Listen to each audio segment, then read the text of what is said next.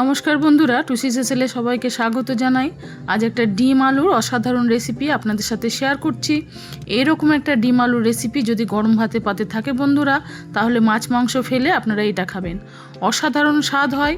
কিভাবে বানিয়েছি অনুরোধ রইল, ভিডিওটা দেখুন। আশা করছি আপনাদের খুব পছন্দ হবে। আজকের এই রেসিপিটা অত্যন্ত সাধারণ একটা রেসিপি, কিন্তু খেতে বন্ধুরা ততটাই অসাধারণ হয়।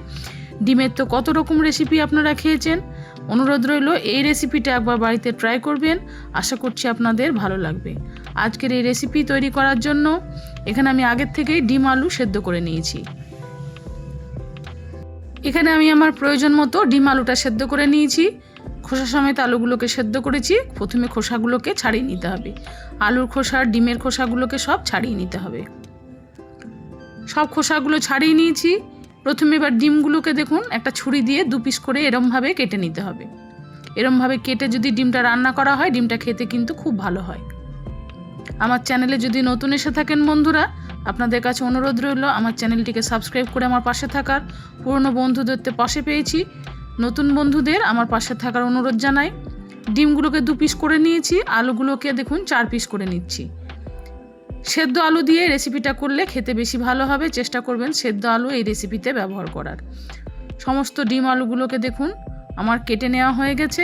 এবার গ্যাস ওভেনে একটা ফ্রাইং প্যান বসিয়ে খুব সামান্য পরিমাণ দেখুন সরষের তেল দিয়েছি। অবশ্যই সরষের তেলেই রেসিপিটা তৈরি করার চেষ্টা করবেন। হাই ফ্লেমে তেলটাকে খুব ভালো করে দেখুন গরম করে নিয়েছি। এবার তেলের মধ্যে দিয়ে দিচ্ছি খুব সামান্য একটু হলুদ, সেই সঙ্গে দিয়ে দিচ্ছি খুব সামান্য পরিমাণ একটু ঝাল লঙ্কার গুঁড়ো, অল্প একটু লবণ হাত দিয়ে চারিদিকে ছড়িয়ে দিয়েছি। দেখুন ভালো করে হলুদ, লবণ আর লঙ্কা গুঁড়োটাকে মিশিয়ে নিয়ে এরপরে কেটে রাখা ডিমগুলোকে এরমভাবে দিয়ে দিতে হবে। দুটো পিঠ একটু হালকা করে ভেজে নিতে হবে। গ্যাসের ফ্লেমটা এই সময় একদম লো করে দিয়েছি। খুব কড়া করে ডিমটা ভাজবেন না, একটু হালকা করে ভাজলে কিন্তু ডিমটা খেতে ভালো লাগবে। সব ডিমগুলোকে একইবারে আমি দিয়ে দিয়েছি। এপিট উপিট করে একবার করে উল্টে নেওয়ার পরেই ডিমগুলোকে তুলে নিতে হবে। ডিমের খুব সহজ একটা রেসিপি আজকে আপনাদের সাথে শেয়ার করছি বন্ধুরা। রান্না করতে সময় খুব কম লাগে, খুব চটজলদি এই রান্নাটা আপনারা করতে পারবেন। ডিমগুলোকে দেখুন উল্টে পাল্টে একবার করে নিয়েছি। একটু হালকা মতো ভাজা হয়ে গেছে। এরপরে ডিমগুলোকে তুলে নিচ্ছি। সব ডিমগুলোকেই তুলে নিয়েছি। এরপরে ওই ফ্রাইং প্যানেই আবারও দিয়ে দিচ্ছি খুব সামান্য পরিমাণ একটু তেল। তেলটা দেওয়ার পরে এবার খুব ভালো করে দেখুন একটু গরম করে নিয়েছি। একটু সামান্য একটু কালো জিরে দিয়েছি ফোড়নে। এই রেসিপিতে কিন্তু কালো জিরের ফোড়নটাই দেবেন।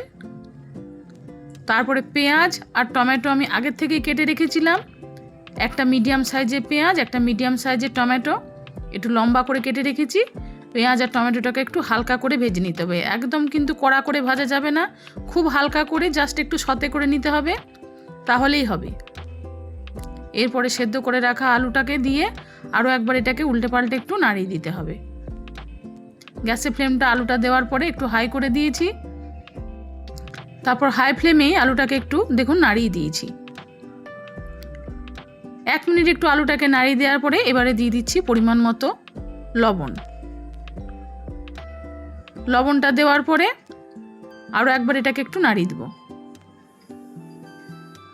দেখুন টমেটো আর পেঁয়াজটা কিন্তু বেশ গোটা গোটা রয়েছে, গলে যায়নি। যেন গলে না যায়, গলে গেলে কিন্তু ততটা টেস্ট লাগবে না। এগুলো একটু খেতে কিন্তু ভাতের সাথে মাখিয়ে ভালো লাগবে।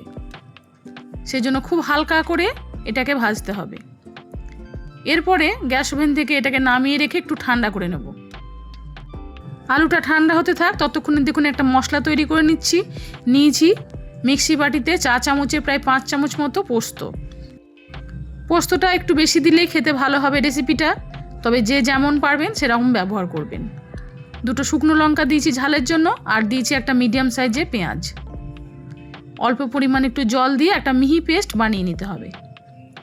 পোস্তটা বাটা হয়ে গেছে। এবার যে টিফিন বক্সের মধ্যে ডিমটা ভাপ দেব, সেই টিফিন বক্সটার মধ্যে আলুটাকে নিয়ে ভালো করে দেখুন চারিদিকে এরমভাবে ছড়িয়ে দিয়েছি। এরপরে পোস্ত বাটাটা অর্ধেকটা আমি এই আলুর মধ্যে দিয়ে দিয়েছি। আর অর্ধেকটা পোস্ত বাটা রেখে দিয়েছি। ভালো করে পোস্ত বাটার সাথে আলুটাকে একটু মেখে নিতে হবে, যাতে সমস্ত আলুগুলোর মধ্যে পোস্তটা লেগে যায়। এরপরে ওপর থেকে এবার ডিমগুলোকে এরমভাবে সাজিয়ে দিতে হবে।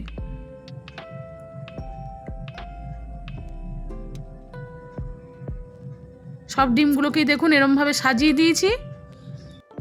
এরপরে যে পোস্ত বাটাটা রেখেছিলাম সেই পোস্ত বাটার মধ্যে খুব সামান্য পরিমাণে একটু জল দিয়ে দেখুন ডিমের ওপরে এই পোস্ত বাটাটা ঢেলে দিয়েছি। তাহলে ডিম আর আলু দুটোর মধ্যে পোস্তটা থাকবে। আর অল্প একটু সামান্য জল দিয়েছি, ওপর থেকে একটু কাঁচা লঙ্কা ছড়িয়ে দিলাম।